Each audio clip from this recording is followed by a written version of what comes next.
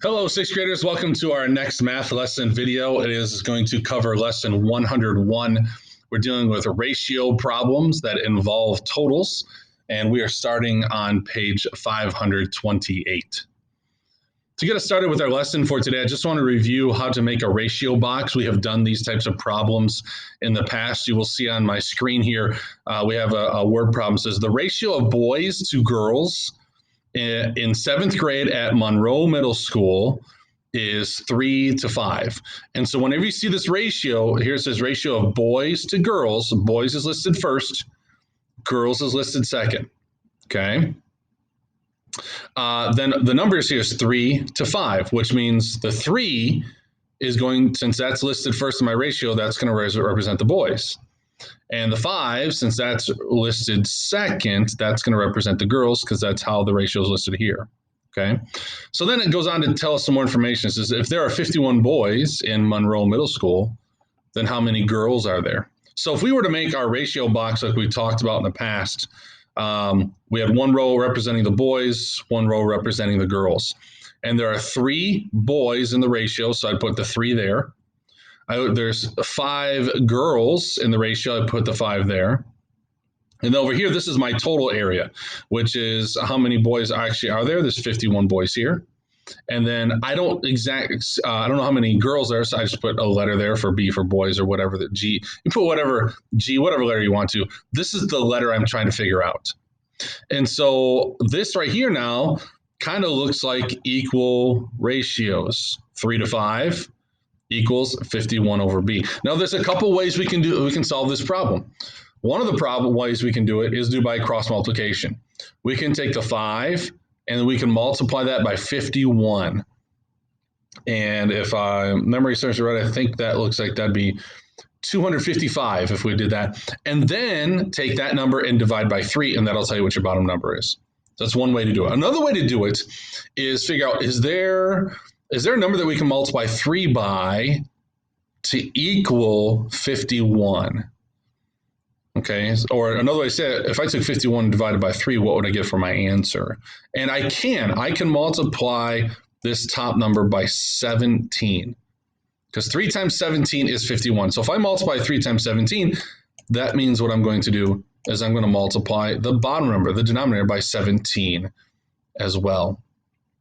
And so by doing that, my 7 times 5 is 35. So I put the 5 down, carry the 3. 5 times 1 is 5 plus 3, that'd be 8.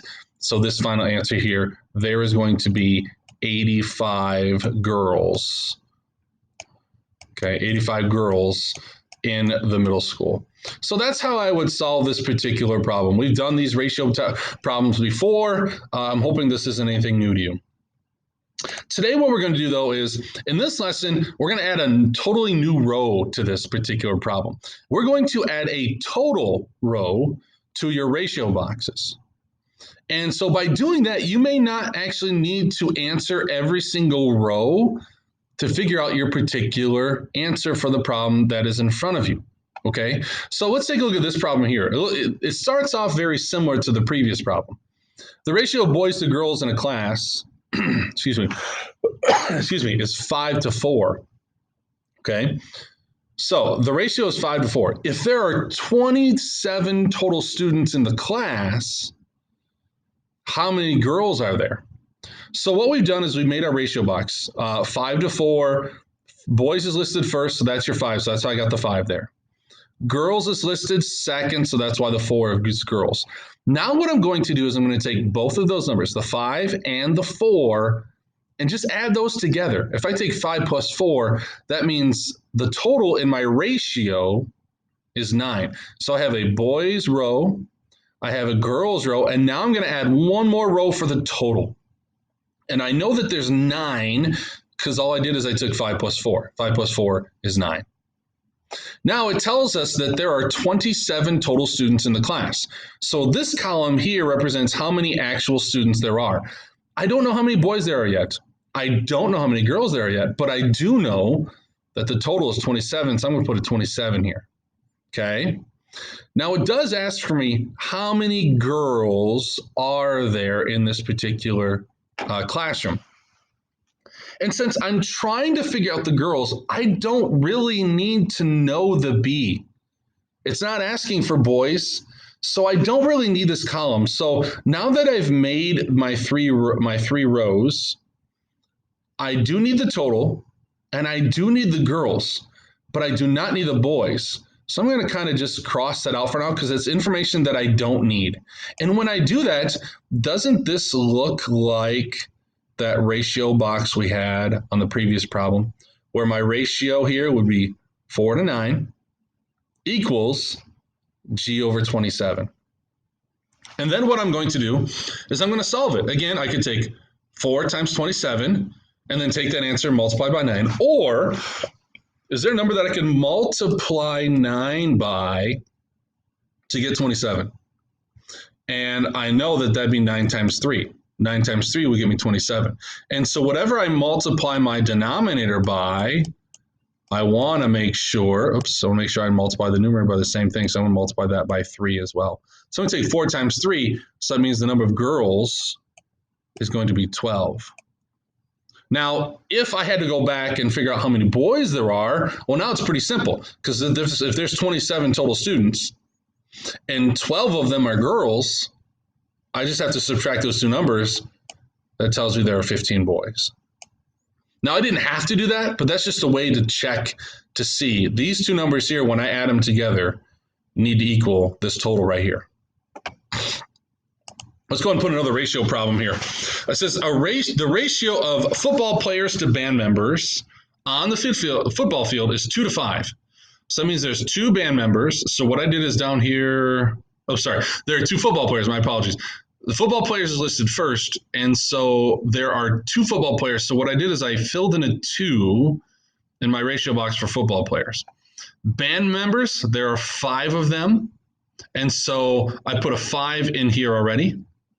Altogether now, there are 175 football players and band members on the field. So when you see a problem like this where it says 175 football players and band members, this is a fancy way of writing there are 175 total people. You might be tempted to put 175 in the football category, but you don't want to do that because this says 175 football players and band members on the field. That's why I put 175 in the total. Now the question is asking how many football players are there on the field. So what I'm going to do is I need to know this number here, F for football. I need to know this number right here. I do not need to know this number. So in essence, this row is not really useful at the moment, but I do have to add those two numbers together, the 2 plus the 5. 2 plus 5 is 7. Okay. So now if you take a look at it, you should see that this is a ratio right here.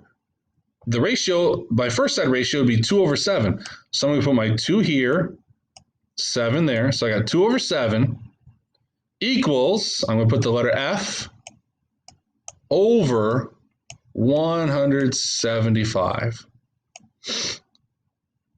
Okay. Excuse me. So now there's a couple different ways you can do this. You could take, you do cross multiplication, which is 2 times 175. So if I took 175 and I were to multiply that by 2, or take 175 and I were to double that, that would actually be 350. So 175 times 2 is 350. And now take my 350 and now divide by that number that's missing, which is 7. Well, I can ignore the 0. 35 divided by 7 is 5. Okay, that's 5. And now bring the 0 back into the problem. So the answer is going to be 50, and I put F for football players. So there'd be 50 football players is my answer. 50 would go right there. Okay. Let's do one more problem. Sparrows and crows perched on the wire in a ratio of 5 to 3. If the total number of sparrows and crows on the wire are 72, then how many crows are there? So I filled in my information so far. Sparrows is the first number, so there needs to be 5 sparrows. Crows is the second number, so that's why crows is 3 there. Well, if I go ahead and add those two numbers together, 5 plus 3 I know is 8. Then it says the total number of sparrows and crows on the wire is 72. So I put the 72 down here in the total number category. Then it's asking for how many crows. I'm put C for crows. How many crows are there? So I don't necessarily need to know the sparrows right now, so I'm just going to get rid of that for right now. And I'm going to take a look at this, and here's my ratio. 3 to 8 equals C over 72. A couple ways I can do this. I can do 3 times 72, divide that by 8, or for my multiplication, I know that 8 times 9 is 72, so I'm going to multiply the top number by 9 as well. I take 3 times 9, which would give us 27. So there would be 27 crows for my answer. Okay? All right, so if you take a look at your homework assignment for this particular lesson, it's going to start on page 503. In the practice set letter C, it talks about using red cards and yellow cards and shaded and unshaded cards to figure out a ratio. I'm just going to have you skip that one for now. Just cross out letter C. We're not going to have to do that. But if you take a look at letters A and B, it does say to use ratio boxes. So put those ratio boxes there so I can see what you're doing to solve your work. That would be helpful, please. So the assignment, is going to be on pages 530 and 531. I'm going to have you do letters A through 27, but you can go ahead and cross out letter C in your assignment. As always, if you have any questions 6th graders, please reach out to me. I'm here to help you the best that I can. Feel free to go back and look at the video again for any questions you might have. So good luck with the video. Good luck with your homework assignment, and we will see you with the next video.